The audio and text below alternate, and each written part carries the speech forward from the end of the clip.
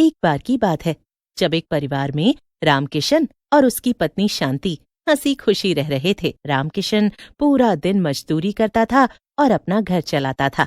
दोनों की शादी को करीब 2 साल हो गए थे, पर उनके घर में कोई भी बच्चा नहीं था। एक दिन अचानक शांति ने रामकिशन के घर आने के बाद उसे खुशखबरी दी। पता है, मैं माँ बनने वाली हूँ। जी हाँ, मैं सच बोल रही हूँ। रामकिशन इतना खुश होता है कि रात को ही मिठाई लेने निकल पड़ता है। अब वो जैसे ही बाजार में पहुंचता है तो देखता है सारी मिठाई की दुकानें बंद हो चुकी हैं। रामकिशन निराश होकर घर जा ही रहा होता है कि तभी उसको एक पेड़ के नीचे एक चुड़ैल बैठी दिखती है, जो बड़े शौक से जलेबी खा रही होती है। रामकिशन उस चुड़ैल को देखकर बहुत डर जाता है, पर वो हैरान भी होता है कि कैसे एक चुड़ैल जलेबी के मजे ले रही है। उस चुड़ैल के बगल में ढेर सारी और भी जलेबियां रखी होती हैं। ए आदमी, तू मुझे ऐसे घूर घूर के क्या देख रहा है? नहीं नहीं, ऐसी कोई बात नहीं है। मैं तो बस ऐसे ही तुमको देखकर हैरान था कि तुम कैसे इतनी सारी जलेबियां खा सकती हो। मुझे जलेबी बहुत पसंद है और मैं रोज जलेबी खा सकती हूँ। तो रोज तुम ये जलेबी लाती कहाँ से हो? रोज थोड़ी मिलती है। आज वो तो कोई लेकर जा रहा था तो मैंने उसकी थैली छीन ली। ओह, अच्छा। मैं तो सोच रहा था कि मैं भी वहीं से जलेबी लाकर शांति के लिए ले जाऊंगा। कौन शांति? मेरी बीवी का नाम शांति है। आज पूरे 2 साल बाद उसे माँ बनने की खुशी नसीब हुई है और मैं उसी के लिए मिठाई ढूंढ रहा था, पर सबकी दुकानें बंद हो गईं। अगर तुम मुझे अपनी जलेबी दे दो तो वो बड़ी खुश हो जाएगी। ये सुनकर चुड़ैल रामकिशन को हैरानी से देखती है और अपनी जलेबी छुपाते हुए कहती है, वाह जी वाह, मुझे इतने महीनों बाद तो आज मेरी मनपसंद जलेबी नसीब हुई है और तुम मुझसे मेरी जलेबी मांग रहे हो। क्यों दूं मैं आखिर तुमको ये जलेबी? अरे, अगर तुम मुझे इसमें से थोड़ी सी जलेबी दे दोगी तो मैं इसके बदले तुमको रोज जलेबी ला कर दूंगा। ये सुनकर चुड़ैल तो बड़ी खुश होती है कि बस थोड़ी सी जलेबी के बदले उसे रोज जलेबी मिलेगी। पर अगर तुमने मुझसे झूठ बोला और ये जलेबी लेकर दोबारा नहीं आए तो? नहीं नहीं, मैं वादा करता हूँ, मेरा यकीन करो, मैं तुम्हारे लिए रोज जलेबी लाऊंगा। चुड़ैल इस बारे में बहुत सोचती है और फिर रामकिशन की बात मानकर उसे जलेबी दे देती है। रामकिशन जलेबी लेकर बड़ा ही खुश हो जाता है। वो खुशी खुशी घर आता है और शांति को आवाज देता है, जी मैं आ गई। अरे वाह, जलेबी जल्दी दो ना, मुझसे सब्र नहीं हो रहा। हाँ हाँ, खाओ ना, तुम्हारे लिए ही तो लाया हूँ इतनी मुश्किलों से। मुश्किल से क्यों? अरे कुछ नहीं, ऐसे ही बोल रहा हूँ। है, चलो अब जल्दी से खाओ और बताओ कैसी है। शांति जल्दी से जलेबी खाती है और जलेबी की खूब तारीफ करती है। अक्सर औरतों को ऐसे समय में खट्टा खाने का मन होता है, पर शांति को मीठा। वो जलेबी बड़े ही मजे से खाती है और सब की सब चट कर जाती है। उसके बाद दोनों साथ में खाना खाते हैं और मजे की नींद सोते हैं।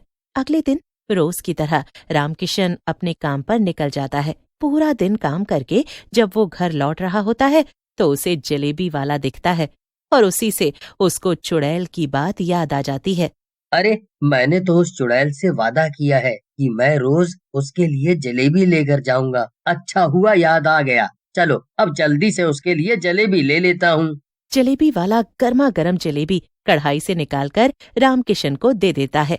रामकिशन सीधा उसी पेड़ के पास जाता है और चुड़ैल को इधर उधर ढूंढने लगता है। तभी चुड़ैल ऊपर पेड़ से कूदती हुई नीचे आ जाती है। तुम मुझको ही ढूंढ रहे थे ना? हाँ, और तुमने तो मुझे अचानक डरा ही दिया। खैर छोड़ो सब, और ये लो तुम्हारी जलेबी। जलेबी का नाम सुनकर चुड़ैल की तो खुशी का ठिकाना ही नहीं रहता। वो जल्दी से रामकिशन से जलेबी छीनती है और बस वहीं खाने बैठ जाती है। अरे वाह, कितनी स्वादिष्ट है, मजा आ गया, एकदम गर्मा गर्म और करारी। तुम तो अपने वादे के पक्के निकले। रामकिशन वहां से चला जाता है और चुड़ैल वहीं बैठकर अपनी गर्मा गर्म जलेबियों को शौक से खा रही होती है। रामकिशन अब रोज ही उस चुड़ैल के लिए जलेबियां लेकर जाने लगता है। चुड़ैल रामकिशन का रोज इंतजार करती है और रोज मजे से जलेबी का स्वाद लेती है। रामकिशन अपनी पत्नी शांति के साथ टहलने निकल पड़ता है। टहलते टहलते वो उसी जलेबी वाले के पास से गुजरने लगता है। जलेबी वाला उसे देखकर तुरंत आवाज देता है, अरे भैया आप? हाँ भैया, बस बीवी को थोड़ा टहलाने लाए थे। अच्छा किया भैया, ऐसे में तो खूब टहलना भी चाहिए। अरे देखो ना, कितनी गर्मा गर्म जलेबी बन रही है, मुझे भी खानी है। रामकिशन जलेबी वाले को गर्मा गर्म जलेबी निकालने के लिए बोलता है। जरा एक बोतल पानी भी ले आओ ना। रामकिशन पानी लेने चला जाता है और शांति अकेली बैठकर जलेबी खाने लगती है। थोड़ी देर बाद जलेबी वाला शांति से कहता है, लगता है भाभी जी आपको जलेबी बहुत ही ज्यादा पसंद है, तभी भैया जी रोज आपके लिए रात को जलेबी लेकर जाते हैं। रोज? मैं कुछ समझी नहीं, मैं तो आज पहली बार ही आपके पास आई हूँ। आप तो पहली बार आई हो, पर भैया तो रोज शाम को आते हैं ना जलेबी लेने। एकदम स्पेशल जलेबी बनवाते हैं वो आपके लिए। शांति ये सुनकर बड़ी परेशान हो जाती है। उसे रामकिशन के ऊपर बड़ा ही गुस्सा आ रहा होता है कि आखिर वो रोज किसके लिए जलेबियां लेकर जाता है। अब जैसे ही सामने से रामकिशन पानी लेकर आता है, शांति उस पर बरस पड़ती है। ये तुमने मेरे साथ अच्छा नहीं किया। आखिर तुम ऐसा कैसे कर सकते हो? तुम इतने अनजान कैसे बन सकते हो? तुम मुझे कब से धोखा दे रहे हो? मैं अब एक पल यहाँ नहीं रुकूंगी। मैं एक छत के नीचे तुम्हारे साथ नहीं रह सकती। मैं बहुत खुश थी, पर उतनी नहीं हूँ जितनी वो होगी जिसके लिए तुम रोज गर्मा गर्म जलेबी लेकर जाते हो। ये सुनकर रामकिशन हैरान हो जाता है कि आखिर शांति को ये बात कैसे पता चली। फिर वो जलेबी वाले की तरफ गुस्से से देखता है।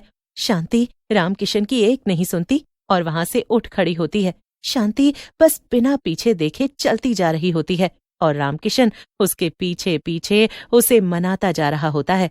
वो उसे मनाने की लाख कोशिश करता है, पर शांति उसकी एक बात सुनने को तैयार नहीं होती। वो इतने गुस्से में होती है कि उसका पैर एक पत्थर से टकरा जाता है और वो गिर जाती है।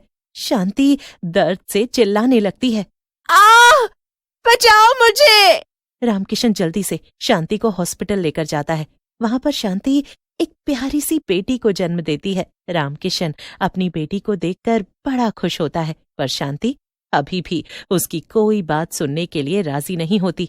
बड़ी मुश्किल से रामकिशन शांति को बताता है, जब तुमने मुझे बताया कि तुम माँ बनने वाली हो, उस दिन रात को मैं मिठाई लेने तो गया, पर सब दुकानें बंद थी और फिर तभी मुझे एक चुड़ैल पेड़ के नीचे जलेबी खाते दिखी। उसी ने मुझे तुम्हारे लिए जलेबी दी थी और बदले में उसने बोला कि उसे अब रोज जलेबी खानी होगी क्योंकि वो चुड़ैल जलेबी की बड़ी शौकीन है।